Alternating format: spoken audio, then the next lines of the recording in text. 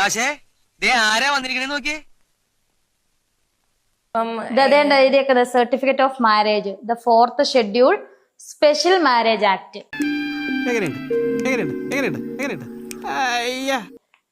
1954. ഇതിൽ കൂടുതൽ തെളിവൊന്നും വേണ്ടല്ലോ. സുധിച്ചേട്ടന്റെ വൈഫാന്ന് പറയുന്നത് ഇനി എന്തിനാണ്?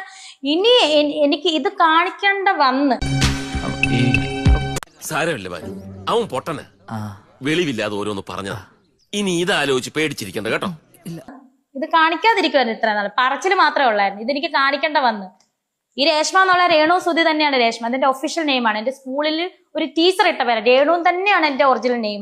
ശരി, അപ്പൊ അങ്ങനെയാണ് സംഗതികളുടെ കിടപ്പ്.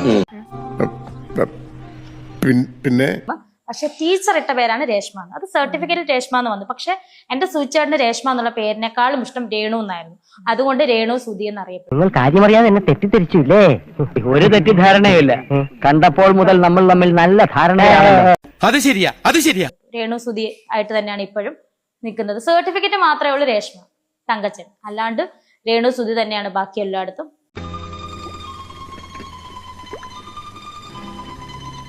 പിന്നെ അതുമ്പോ കയറി കിടന്ന് തൂങ്ങിയിട്ട് ഗാന്ധിജി ഒന്നും വന്നിക്കണ്ട. അപ്പം ഇത് കാണിക്കേണ്ട വന്നു. കാരണം ദേ ഇവിടെ ഒന്നും കൂടെ ഞാൻ വായിക്കുവാണ്. The 4th schedule of the special marriage act 1954 പ്രകാരം ഞങ്ങൾ വിവാഹം ചെയ്തവരാണ്. ഇനി ഞാൻ സുധിച്ചേട്ടന്റെ ഫോട്ടോ വെക്കുന്നതിന്, സുധിച്ചേട്ടന്റെ പേര് വെക്കുന്നതിന് ഇവർക്ക് എന്നാന്നേ? ഇവനൊക്കെ ജനിച്ചതിന് ഇനി വേണ്ടിയാണെന്ന് തോന്നുന്നു. ഞാൻ ഇന്ന് വരെ വേറൊരാളെ കല്യാണം കഴിച്ചിട്ടില്ലല്ലോ. ഇനിയോട്ട് കല്യാണം കഴിക്കാനും പോകുന്നില്ലെന്ന് തന്നെയാണ് എന്റെ വിശ്വാസം. അതല്ലേ എല്ലാം. അത് ശരിയാ. പിന്നെ എന്തിനാ ഇവർ ഈ കിടന്ന് പറയുന്ന ആവശ്യമില്ലാത്ത? ഇത് കാണിക്കേണ്ട അവസ്ഥ വന്നു. ഇത് കാണിക്കേണ്ട ആവശ്യം. ഇത് ഇനി ഒറിജിനൽ ആണല്ലേ നിങ്ങൾക്ക് കണ്ടറിയാലോ.